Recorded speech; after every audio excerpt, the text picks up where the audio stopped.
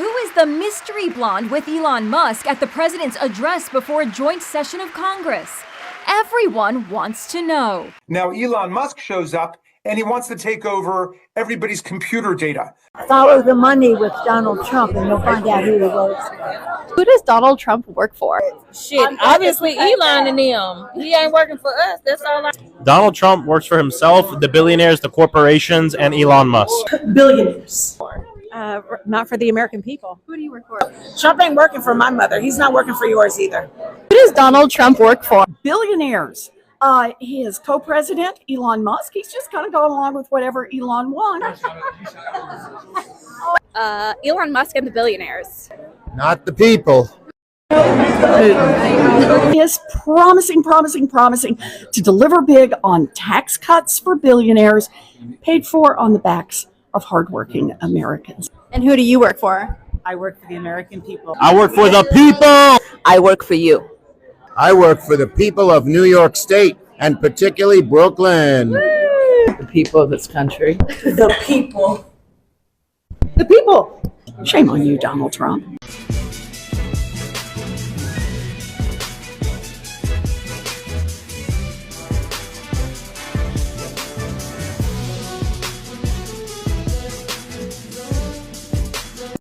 I never talk politics, but I will make this video and if it makes you unfollow me, sorry to see you go. Yes, I don't know if the Democrat Party is collapsing or what exactly. I can't tell. Like Jenny said here, if they can't get to the message, they are going to lose again. Because look at this. TikTok videos, that is where Democrat Party is now focused, extremely concerning. New Blue Anon theory drop. Democrats are gaslighting their supporters into believing that Elon Musk's main focus is tackling government ways into enhanced group training. Crazy. Is it the... I'm tired of these people. From one after another, they are not getting tired. Is it that they lack the message to pass on to people, or what exactly? I don't get. Lots of Trump voters are reporting buyer's remorse, saying, we didn't vote for this. Oh, yes, you did. You were repeatedly warned that Trump would follow precisely this course according to Project 2025. Now remorse is spreading to the broader American public. In the latest poll, Trump's approval rating is down to 44%, with 51% disapproval. That's the worst of any post-war American president, except for Donald Trump in his first term. I cannot tell you how refreshing it was to wake up this morning and hear from other Democrats and see on my post other Democrats who are just as furious and ready to friggin' jump ship as I am. I'm not buying into what they're selling, because after what we saw yesterday, I'm actually glad that they pulled that yesterday, because people like me who have been disillusioned by the Democratic Party for a long time got to see an evilness there, got to see a diabolical side of the Democratic Party who's basically saying, we want you to fail. We don't care if you fail. It's like the scene in The Wizard of Oz when they finally go back to see the great Oz and they pull the curtain back and it's just a little old man just standing there like that doesn't have a fucking clue. I'm not going to be afraid to voice my opinion anymore. I'm done. I am done. And you're not going to bully me off my own page by thinking logical thoughts. I'm not going to be gaslit by my own party. Not one day more. Not one day more. Where do we start today? I believe you've seen this disgraced poster.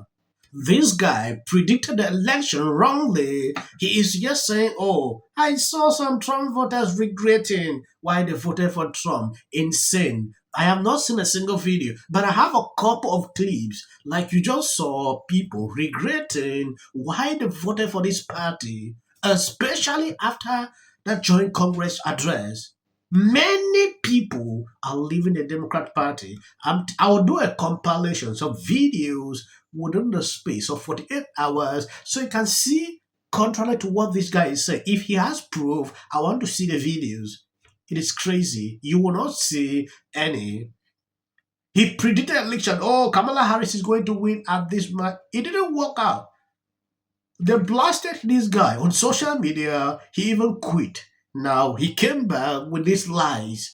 I never talk politics, but I will make this video, and if it makes you unfollow me, sorry to see you go. As someone who isn't fully blue, fully red, I see things from both sides. I guess an undecided person, see how it goes. I understand not standing for policies you do not agree with. I fully understand that. But I will never understand not standing and clapping for a child.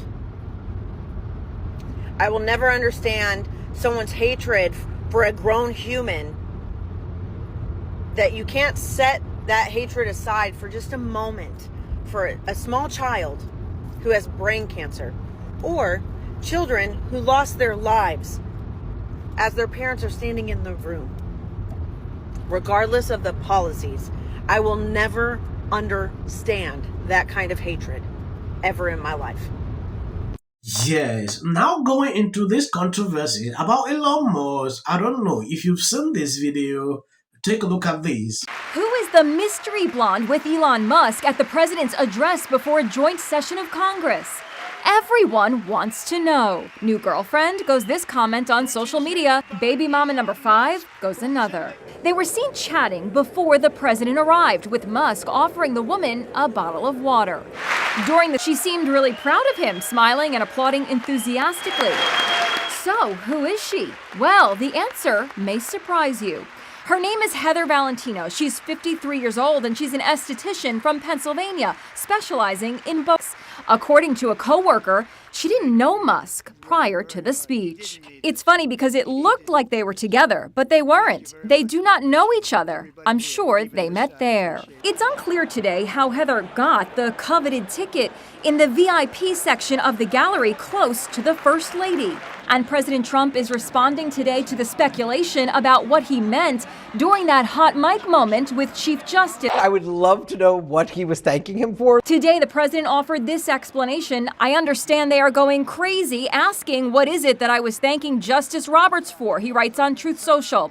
I thanked him for swearing me in on Inauguration Day and doing a really good job in so doing. Yes, I just like the fact that this video actually clarifies what these people didn't even like. I have seen all speculations about Elon Musk with that lady, but it came out like what they have been saying were all lies. Now going back into Trump, this issue, journalists were interested. I want to know what Trump told. Why would Trump say like that?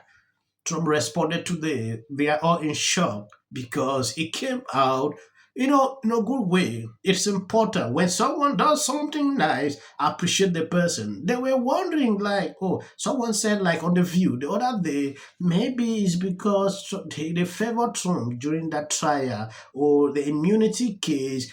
I saw different reactions liberals put out after this clip. I think this whole revolution of common sense idea that Trump is pushing, this is the issue that maybe people associate with it the most, because if there ever was an 80-20 or a 90-10 issue in America, it's this one. I mean, President Trump had the young athlete at the State of the Union the other night who'd been really injured in a volleyball game over it. I saw people posting video of that horrific injury, and I still saw liberals on social media laughing at this person's misfortune. And so I think the Democratic Party is torn up about it, but the American people aren't.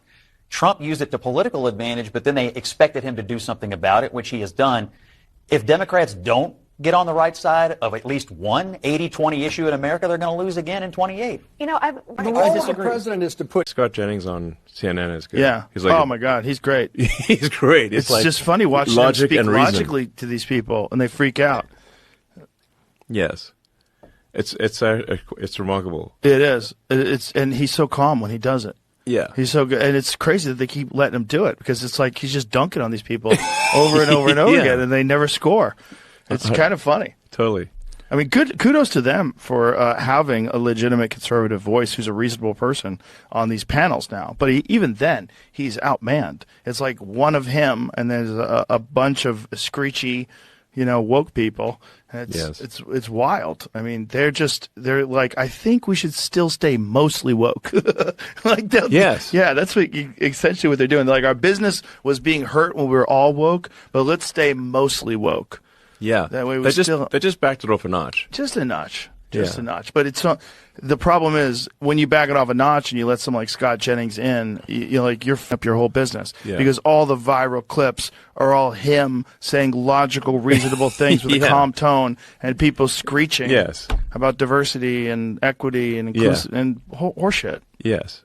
Yeah. He's like being logical and reasonable, and they're just lobbing a bunch of non sequiturs that don't mean anything. And thank you guys for always being there, sharing out my videos. God bless you abundantly. I will end here. I'm not feeling too well. If you see clips after this, that is just for the YouTube algorithm. I always say this on all my videos because I put clips after my videos, short clips. That is just for YouTube recommendations. You might not understand why I'm doing that, but please bear with me. Every time you see that, you can end here, no problem. No soul for you, motherfucker! And that's when they met in the Oval Office. America went to hug Zelensky, but when America looked up, somehow Putin had given John Cena the international sign. Disastrous Oval Office meeting between the president, J.D. Vance, and Volodymyr Zelensky. What happened, they say? Are we still America? Talk about Quincy.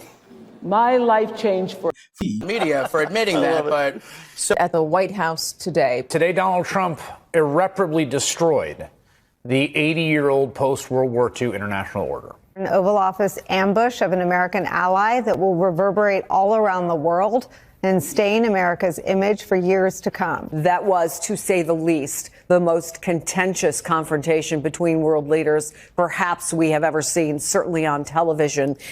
It was a truly historic moment, not in the good way. One that I fear realigned the world order, upending the only foreign policy consensus that most living Americans and Europeans have ever known. A complete and utter mess. We don't gain any. No question that this was a setup. You heard Donald Trump say at the end of that clip you played, this is great television. To issue an apology tonight? Absolutely. All right, but what else is going on? Not much in the Oval Office to discuss the big turnaround that the country has done. To say that it is one of the most astonishing moments that we have ever seen happen.